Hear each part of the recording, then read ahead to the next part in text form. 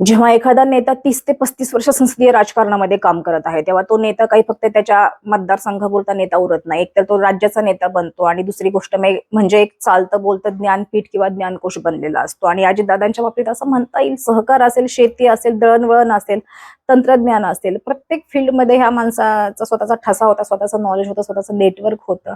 आणि ज्या पद्धतीने एक्झिट घेतलीये ती इतकी भयानक आहे की अशा पद्धतीने असा माणूस जाऊ शकतो असं कधीही कधीही कधीही स्वप्नात आमच्या मनात विचार आला नव्हता. बारामतीमध्ये प्रत्येक माणसाच्या घरामधला कोणीतरी जवळचा माणूस गेला आहे अशी भावना आहे.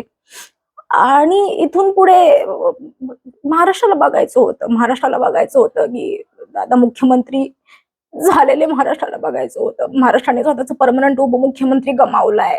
महाराष्ट्रानं खूप काही गमावलंय, परंतु माझ्यासारख्या लोकांसाठी बारामती गाव आहे आणि प्रिव्हिलेज मिळालं ज्यांना, जे बारामतीमध्ये विद्याप्रतिष्ठानमध्ये शिकले, आमच्यासाठी अक्षरशः आमच्या घरचा माणूस गेला.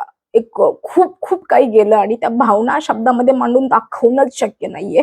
अजितदादांना श्रद्धांजली द्यायला मन धसावत नाही. कसंही करून ही बातमी खोटी असायला पाहिजे असं वाटतं. अशा पद्धतीने एखाद्या नेत्याचा दुर्दैवी मृत्यू नाही झाला पाहिजे. एखादा नेता 70 वर्ष 80 वर्ष काम करून निवृत्त होतोय आणि त्याच्यानंतर समजा त्याचा अगदी शांततेत मृत्यू होतोय, ही बातमी आपण पचवू शकतो. परंतु अगदी प्रसिद्धीच्या शिखरावर असताना आणि पुढे राजकारण शिल्लक असताना खूप काही करू शकला असता हा माणूस. तितका उमेदीचा होता, धडाडीचा होता. त्याच्या नशिबी असं मरण येणं बिलकुल बिलकुल सहन होत नाहीये. पण दादा, श्रद्धांजली नाहीच वाहणार, मी श्रद्धांजली वाहू शकत नाहीये, पण